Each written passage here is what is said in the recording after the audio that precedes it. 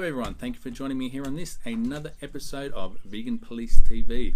In this episode is dedicated to answering questions on one of the recent clips that I put up, and it's sort of a two-part question and answer thing. So this particular person has asked questions on two different clips of mine, sort of more following down the utilitarian approach and my thoughts on, because I've expressed the view that I don't agree with utilitarianism. So this person, and I really appreciate this the time that you've taken to write the comments. And I'll admit I'm being lazy, so I've just created a YouTube clip rather than sitting down and typing things out, because for me, I feel I come across a lot better when I respond and when I say things rather than do when I type, and all that sort of stuff. So you can see these comments when you talk, if you go and have a look at the video clip. Don't talk about suffering, and I'll include a link to that one below it. Hopefully, if I can do it, I'll include a link to the comment for that one, and then the next the comments from this person continue on for the one where I continue that with don't talk about suffering. Now,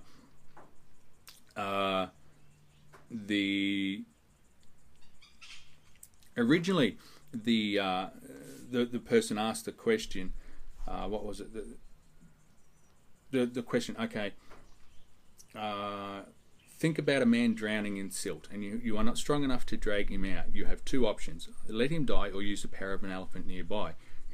My position is, okay, every use of animals is ethically wrong, so I'll let him die. Is this really my position? Well, this is the thing. In reality, this isn't something I will come across, or I hope I don't come across in my lifetime. So I'm not in a position to answer it. I can say yes, hey, oh no, because what I'd do is I'd go and rip things off trees, or I'd do this, or I'd find some other way. Well, there's so many ways that could be answered to. So having two options: let the person drown or use the elephant to save them. Who's the person? Is the thing. Is it Hitler drowning in the mud? Of course you'd let him drown and not use the elephant. Most people would. Would I? That is a tricky thing to answer, because I can't put myself in that position where doing something is taking someone, or not doing something is taking someone's life. Now I can't answer that.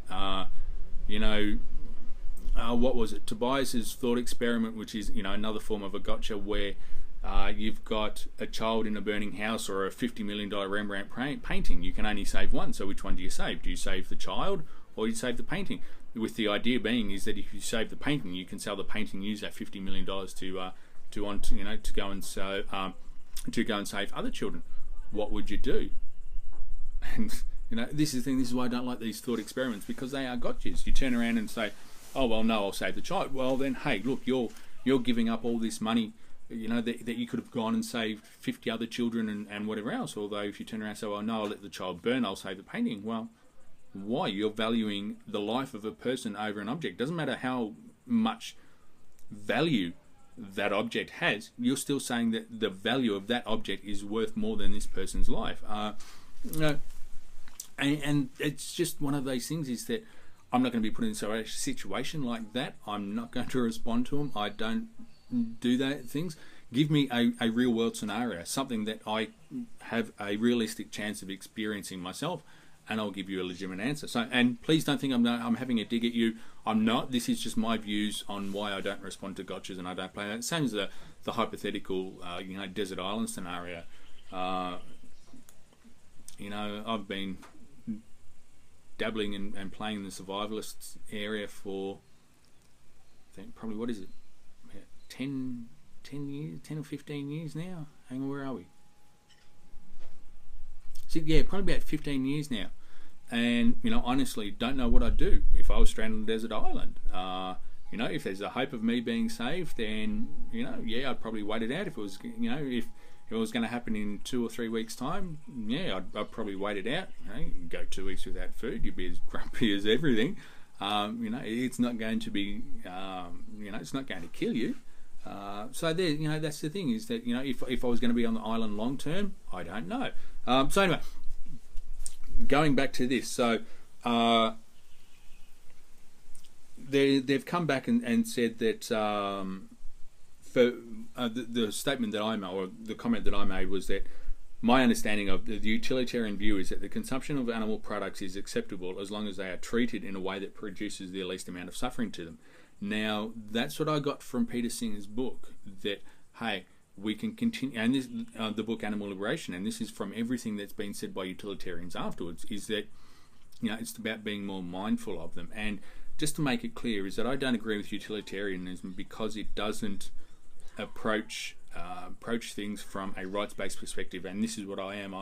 And from the rights-based perspective for the way that we use and view other animals. So utilitarianism doesn't view, doesn't instill, it doesn't have a rights-based position. It's more about suffering and minimizing harm and things like that. So they've gone on with a couple of others.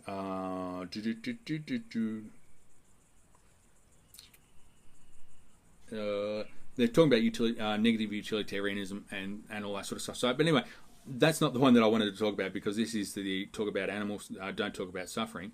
What I wanted to do was to continue it with the vegans and pets discussion, whereas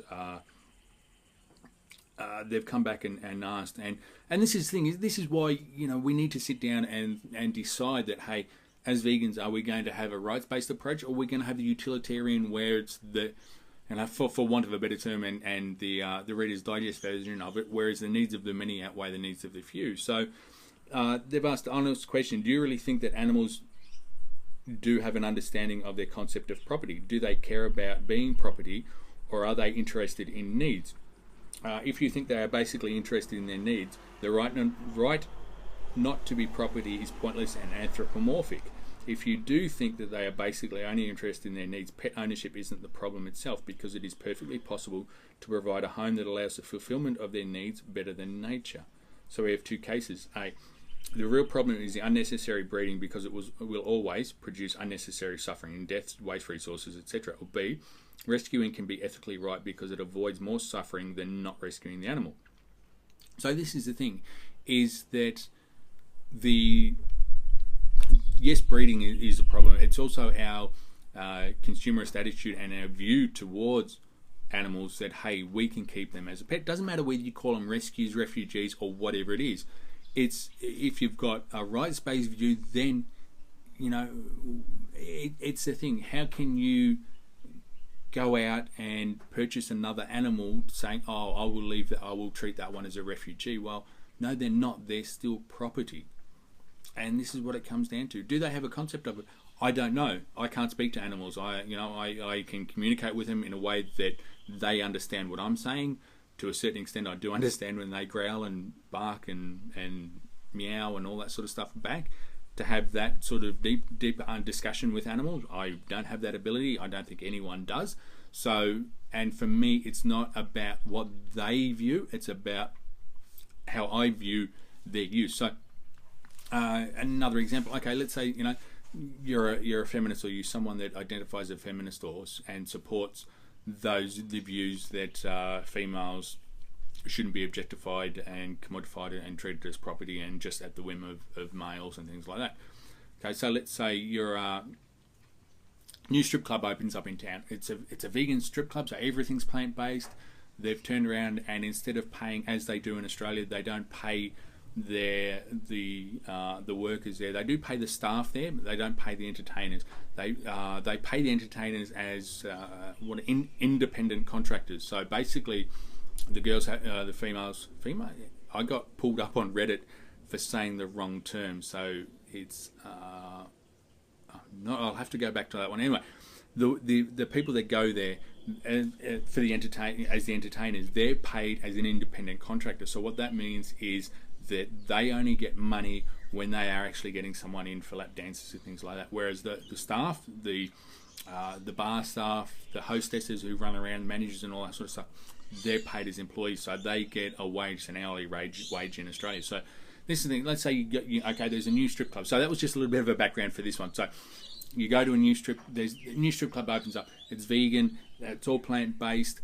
They've instead of paying the entertainers as independent contractors, they turn around and pay them as staff. Don't know what they classified in under the modern award. you could probably, possibly to a certain extent, go under one of the performers awards or something like that. So anyway, they turn up on a night, they get their minimum wage, so they get $18 an hour, $19 an hour, whatever it turns out to be. So if they're there, they're getting paid for it. They're not just sitting around waiting and not getting paid because they're on as contractors. So, and then the organisation has a profit sharing thing where at the end of the night, then whoever the profits of that for that particular night are divvied up between the entertainers or things like that. So it's more of a what would be, I don't know, more of a mutually beneficial thing. Who wins, who loses, who knows. So if you identified as a feminist or someone that supported those views, would you still go to that strip club? Yes or no? Because hey, they serve vegan food there, so it's all plant-based. Vegan suitable food. The alcohol there is suitable for vegans. All the people that are in there as designated as employees or designated as workers of that establishment, they're all paid a wage. They're not paid as contractors. So if they turn up and it's a slow night and there's no one that comes in, they still get paid, so they're not actually turning up for nothing. Would you still go there? That's the question. If you're if you're someone that disagrees with that for the point of the objectification of the entertainers on stage, then you'd have to say no. I mean, how could you go there even though that they're paid a suitable wage and all that sort of stuff? It's it's like the whole humane slaughter myth that goes on. So anyway, coming back to that. So I mean, this is something to ponder and to think about. So this is where it gets down where things get tricky when we only have a look at it from one position. We need to say, okay, yes, is it right to do this, yes or no? If based on your views and your beliefs and what you identify as, if it's not right, then you can't do it. So for me, being vegan and following a rights-based position, for me, no, it's not right to keep pets, to keep animals as pets, as refugees or anything like that, regardless of what you call them, because this is what society views them as. Society still views them as pets. So, going back with that, so what's the best option? Is you've got the pets in the pound or the pets in the pet store. So, the way that they cycle through animals is that, okay, yes, that animal may be in the cage for 6 weeks, 7 weeks, maybe suffering for those 6 or 7 weeks. I'm not going to say it's bad level of suffering, because who says there's a sliding scale on suffering? Which is why I don't talk about suffering. So 6 weeks in that cage, and then they get put down through a relatively painless needle. So they're put down, euthanized, killed that way. So there's 6 weeks there. Or let's say the animal has been in that cage for 4 weeks. So yes, someone goes and buys the animal, takes the animal home, takes them back to their house. I think, oh, look at this lovely dog. Let's say for argument's sake, the animal is a dog. So, oh, look at this lovely puppy, blah, blah, blah, blah. Okay, it's a weekend. They've got to spend all weekend with the dog, so the dog's starting to get familiar with the new owners, because that's what it is. And then all of a sudden, Monday morning comes. They're up at 6 o'clock in the morning getting ready. They go to work at 7:30. They're out all day. The poor puppy's sitting at home by themselves, looking around, thinking, okay, this person that they've spent the last 2 days with has disappeared. What about the suffering on that animal there? Then lo and behold, they don't get home from work till 4 or 5 o'clock at night. Then, oh no, quick, you got to come home, quick, get changed, go to the gym, or they're going outside that night. So the animal sees the owner. Then again, the owner's gone. So what about the suffering of that animal there? The animal's going to be stuck inside or stuck outside in a backyard with no stimulation, no socialization. There's not a ready supply of food there, and that's going to happen for the next 5, 6, 10, 15 years, however long that animal survives for. So think about the level of suffering there. So which one's worse? 6 or 8 weeks in the pound in this cage, or 15 years of suffering because they're either stuck outside in the backyard facing the elements with a little normal wooden kennel or whatever it is that they've got, for that. So, and then only get socialised for an hour or two at night because when the owner comes home, oh, come inside, blah blah blah, and things like that. So, for me, and looking back at it, is that there was in a previous life of mine, we did have a dog.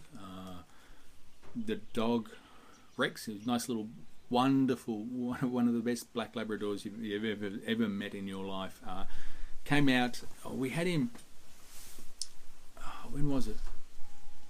About the time that the book Marley and Me was written, and sort of we'd had him for about 12 months before that, and then the book came out, and we sat down and read it and think, oh, hey, Rex isn't one of those weird Labradors, because this is what Labradors do. And if you're going to do it, read the book, because the book is so much better than the movie. The movie was such a letdown for me because it was more about Owen Wilson and Jennifer Aniston rather than the dog, who Marley, he's the centre of the show. And it's the thing is that, people think that I'm against pet ownership because I express views and I don't have one, and I am very vocal that people need to think about things. Yes, and people will say, all sorts of. Anyway, I'm not going to get into those dramas. So I've wet myself back on track here. And this is the thing, is that I know, and I can't say I knew. I came aware of the suffering that Rex went through. Like the first night that we got him from the Animal Welfare League in Queensland. So we were living up on the south side of Brisbane at the time. So brought him home, and that night, that was when I was married at the time. So the wife had this little kennel and all that sort of stuff, and he was going to sleep outside on the under the pergola, veranda, anyway, whatever is out the back. And that was his thing. This night that we got him, it was a humongous thunderstorm, and I was a viewer, I'm a bit of a softie when it comes to animals, so I said, well, no, he's got to come inside. So we moved the car out of the garage, and he slept in the garage. And even then, he was still whimpering because this was a new environment for him, all these noises going on and all that sort of stuff. So, me being the big softie that I was, I took my beanbag out there and slept beside him in the shed. So just more that he had, someone familiar that was near him, so he wasn't in this big, completely foreign place all alone, where it's dark. There's all these strange noises going on. So I mean, what about the suffering then? And it's all, all these sorts of stuff. So I went to work. She went to work as well. So he was there home by himself during the day. As soon as I got home from work in the afternoon, the door would be open and come in, because it was the thing, he'd missed us all day. So this is the thing, is that suffering, I mean, what level of suffering is acceptable to you? What is level of suffering is unacceptable? For me, having the view that I do of people and ownership of animals, I think that the suffering that the animal goes through when they're at home alone, whether you leave the radio on for them or not, or whatever, that, to me, that is unacceptable. Because, hey, if you're buying an animal, you're responsible for that animal's life. You're responsible for that animal. So this is the thing. This is why, I'm not going to enter into all these other discussions of, what about this situation? What about that situation? Because for me, suffering is suffering. There's no good suffering. There's no bad suffering. Because if you turn, okay, what suffering's good? What suffering's bad? What makes it good? What makes it bad? So this is the thing. For me, it's from the rights-based perspective, and this is why I can't agree with utilitarianism, because one thing, utilitarianism does not support a rights-based view, and this is what I am. For me to agree to, okay, yes, let's do this because it reduces the suffering. Well, no. And going back to the situation of the animals, what would I do in a pound? I'd like to sit here and say that, hey, yes, if it's going to change society's views, then there is a possibility that, hey, maybe every shelter should become a 100% kill shelter, because from that perspective, it will cause people to think, hey, this is the thing. We put the animal here, they're going to be killed straight away. No ifs, buts, no rehoming, nothing. And then that in turn will cause people to think about owning pets. And this is what I'm doing, is that for me, yes, it's a rights violation to kill a healthy animal. It's also a rights violation for someone to take an animal home and to decide that, no, we need to desex them, so we'll rip their reproductive organs out to control them, to make them more docile. So, and this is the thing, there's no simple answer.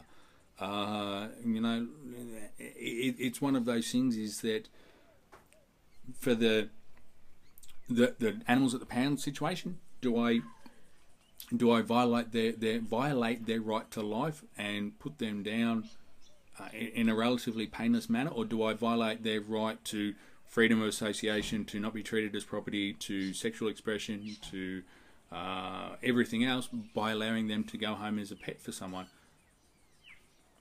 Hey, I'm not in that situation. All I'm doing is I'm talking about it, theorising about things, trying to get people to have a better understanding of things, where I'm coming from with this sort of stuff. So, these questions aren't something that there is an easy answer to. And the other thing too is, let's say you do go vegan, and you've got this family pet that you've had for the last 10, 15 years.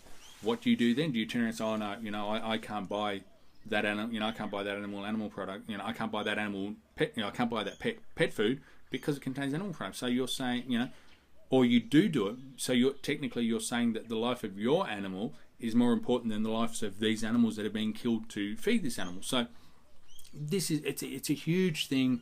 I'm not saying that people should go out and, if they're vegan, go out and kill all their pets. I'm not saying that. What I'm trying to do is that you need to think about things.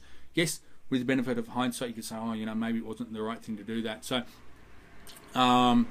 there's just so many things about it that everything's complex, and it's not just a simple black and white thing where, hey, yes, this is right, that's wrong.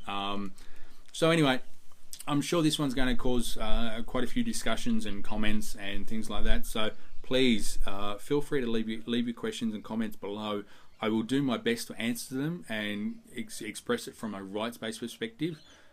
Please, if I don't answer the questions, I may just leave a comment saying, hey, listen, I'm going to do another YouTube clip, because it gives me more time. So I've been waffling for what, 20 minutes now. So if I was to put all that in a comment, it'd be like something like War and Peace if I was trying to type it out. So for me, it's easier to come across this way and do a short 20-minute clip or 10-minute clip to answer that question, and then put up there and then build on that. So please leave your comments and questions below and all that sort of stuff. So I'm not going to rant about someone. I'm not going to have a crack at someone. I'm trying not to create this channel as an intellectual ghetto. If you've got a different opinion to mine, feel free to share it. As long as you're not a troll. If you're a troll, then I'm just going to totally ignore you. But if you come back from, as this person did, from a genuine position of wanting to know more or explain things, I'm happy to respond things and bring up further discussions with it. So anyway, that was just my thoughts on it now. Thank you for watching. My name's Cameron Blewett. This was another episode of Vegan Police TV. And remember, don't fear the vegan police. We're here to help.